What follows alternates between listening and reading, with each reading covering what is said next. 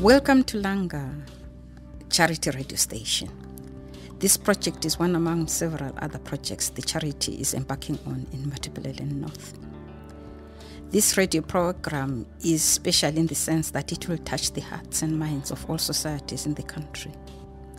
The project wishes to highlight social issues affecting our societies in all corners of Zimbabwe. Attack Academy Germany supervises the development processes of this Ntombi-Langa project, its implementation in Bremen North and in Zimbabwe. My name is Nomazulu Thata, a resident in Bremen North. I was born in Bulawayo, then Rhodesia. I'm a single parent. My son, Ntombi-Langa Thata, is 29 years old. He is specializing in pathology in a clinical research institute in Marburg. Today we shall begin by defining what gender injustice is. I will follow up this definition by inviting you to understand the need for such a radio station in Zimbabwe. What is gender injustice? The 4th World Conference on Women that was held in China, Beijing, in September 1995, provided an opportunity for the international community to focus attention on areas of critical concern for women worldwide. One of the objectives of the conference was to adopt a platform of action, concentration on some key issues identified as obstacles to the advancement of women. Zimbabwe was represented in this conference and was signatory to the resolutions that were adopted by the member states. Now, let me come to the definition of gender justice. What is gender justice? In 2012, the former Secretary General of the United Nations, Ban Ki-moon, said this verbatim in relation to gender justice. Social, political, and economic equalities for women are integral to the achievement of Millennium Development Goals. Until women and girls are liberated from poverty and injustice, all our goals, peace, security, sustainable development, stand in jeopardy. The definition of gender will refer to the individual rights, responsibilities, expectations, relationship between gender setups. We can sincerely say that we women are unequal to men because we are discriminated by the male gender, just to name a few examples. Duties and patterns of work are biased against women, defined in gender terms. Women shoulder more responsibilities are defined in gender terms, and the very women are supposed to be submissive to men gender, because those are collective expectations of the societies towards women.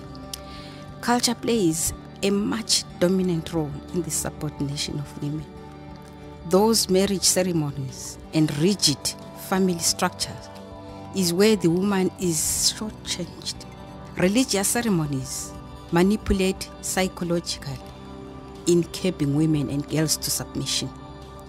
From the cultural point of view, a woman is regarded as a dependent to men, and she is subordinate to men as well. In traditional ceremonies, especially initiation ceremonies, is the area where girls are initiated from girlhood to womanhood. Here, girls are taught womanhood. Teachings are directed to please the future husband and to be some overly pleasant, obedient, gentle wife to your future husband and his family. The system of advice from elderly women actually potentiates and magnifies the subordination of young women to their future families. It is this unending conditioning of growing girls and young women that removes them from the ability to change the status quo. They move within these defined boundaries of their female fate. It is the strength of culture, traditions that are meted on them to reduce women to passivity and submission, always striving to please men around them. This is, in a nutshell, gender injustice that we women in Zimbabwe face to this date. oppression of women and girl children and their subsequent degradation and brutalization of their rights is embedded in the traditions of the African males. Gender inequalities can be dangerous to women and girls. In some cases, girl children have lost lives, femicide. Underage girls have been sent to early marriages because of poverty in their homes. Whoever resisted was punished by both women and male elders in the clan. Some women have resisted male domination. In some cases, because of this gender inequality, it is also entrenched not only in cultural, patriarchal spheres, but also embedded in political and economic spheres as well. Those that were killed was seen as honor killing or moral correction. The culture of silence will cover these atrocities towards women in homes and elsewhere. How do we realize and identify the root causes of violence? Why is death so cheap in Zimbabwe? Why is killing and maiming of people, aimless killing from petty issues, is so common and does not scare us in communities anymore? Deaths for various reasons that take place in our societies reflect a new culture altogether, a dangerous culture that can be tracked back in the liberation period of our struggle for independence. The role of women in the struggle did not reflect gender recognition. The input that women made in the struggle, women were just used as cannon fodder, disposables.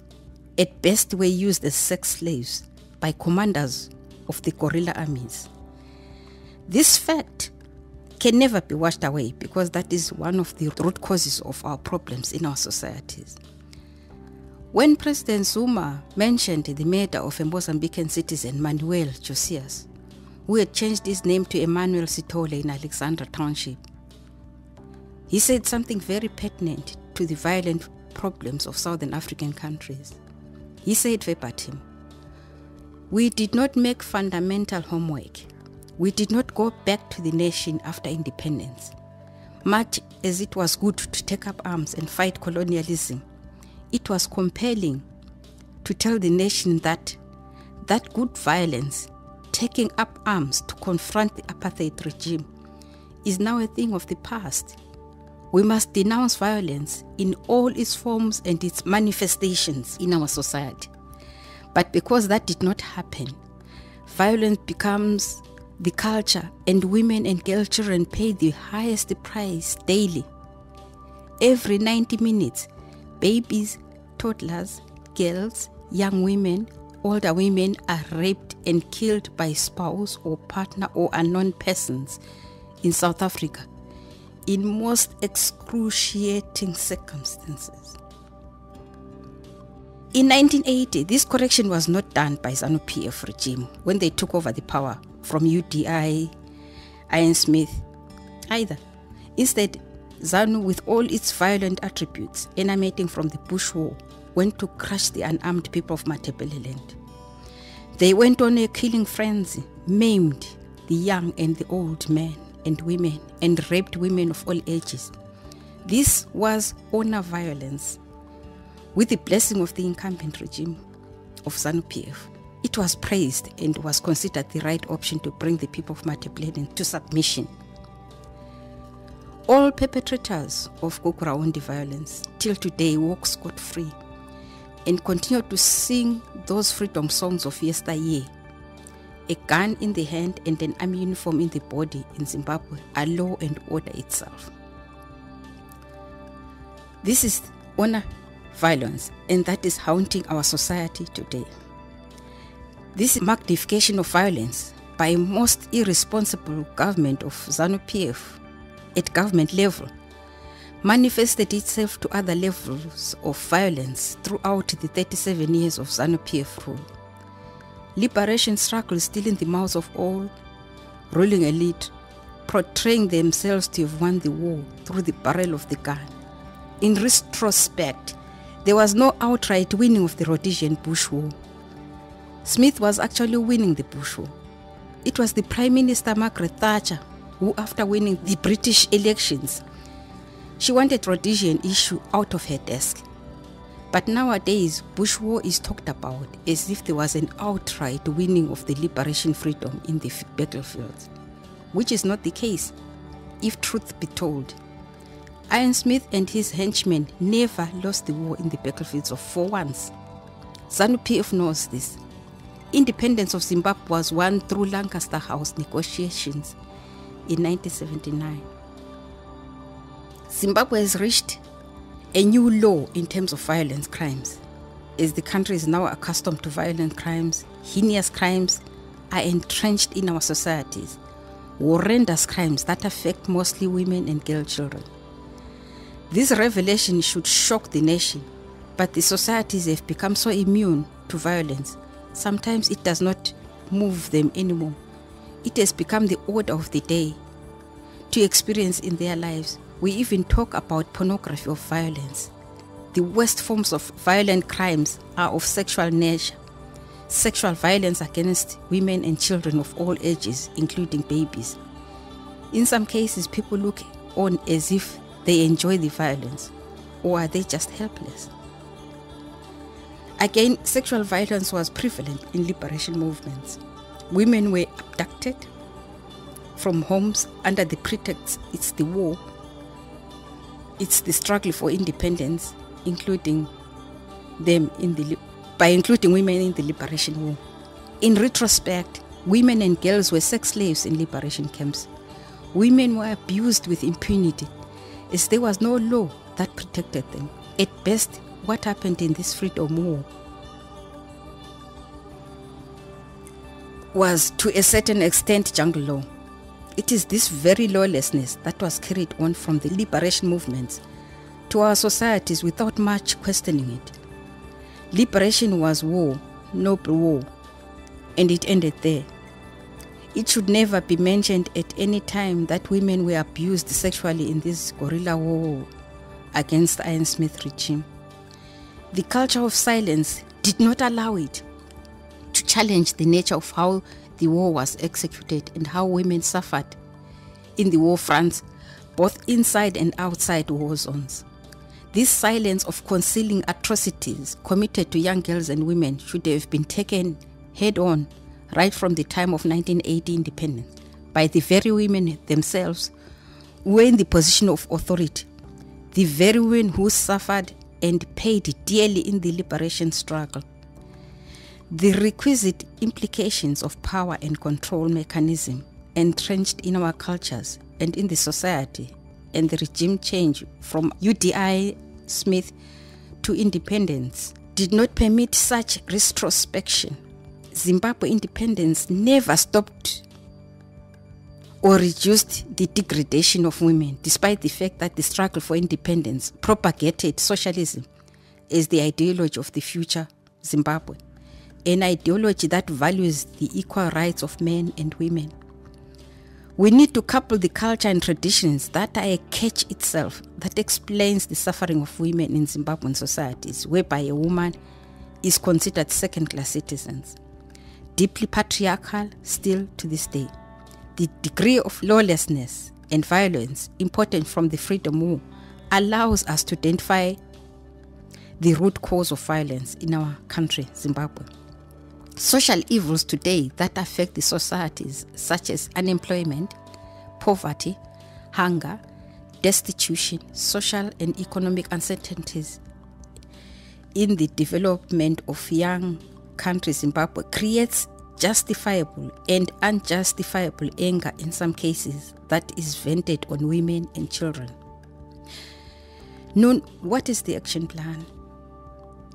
We know very well that women in Zimbabwe have contributed significantly to the country's political and economic and social reforms, but still one of the most marginalized groups in terms of accessing opportunities and enjoying social, economic, and political rights as compared to their male counterparts. Women and girls still face challenges in accessing healthcare, education, jobs, and are victims of different forms of abuse linked to gender inequality. What exacerbates the plight of women is that they have no platforms through which they share their stories, express needs, and hold power accountable regarding their situation. Ntombi-Langa Girl Child Project seeks to set up platforms through which women can dialogue on issues that affect them. One of these flagships programs that shall be a live streaming online radio platforms that will be run by mostly women to educate, inform, and give them a voice. In Zimbabwe, the state is still enjoying monopoly on airwaves, as the few conventional radio stations are controlled by the state or those linked to the ruling elite. However, the rise of new media has given many groups of people and individuals seeking to use media for development to set up development-focused radio initiatives to empower marginalized groups such as women and youths and disenfranchised ethnic communities. Despite failure by government to license these initiatives, they still operate immensely, contribute to health information ecologies in local communities. Ntombi-Langa Girl Child Project will also set up an initiative which will leverage the convergence of traditional and new media to set up a highly interactive online radio which will be accessible to women and girl children in Zimbabwe. This project will be run from Bulawayo, Zimbabwe's second largest city, and will be incorporated as a trust under Zimbabwean laws, while waiting licenses should be the Zimbabwean government make a call for applications for licensing. The project objectives: to create a dynamic platform for the investigation of issues affecting women. That is one project initiative. The other one is to empower women to be able to hold duty bearers accountable for the fulfillment of their rights, to be a hands-on training ground for women in civic leadership, highlighting root causes of violence in our societies, detraditionalizing our existing and overly outdated customs and traditions.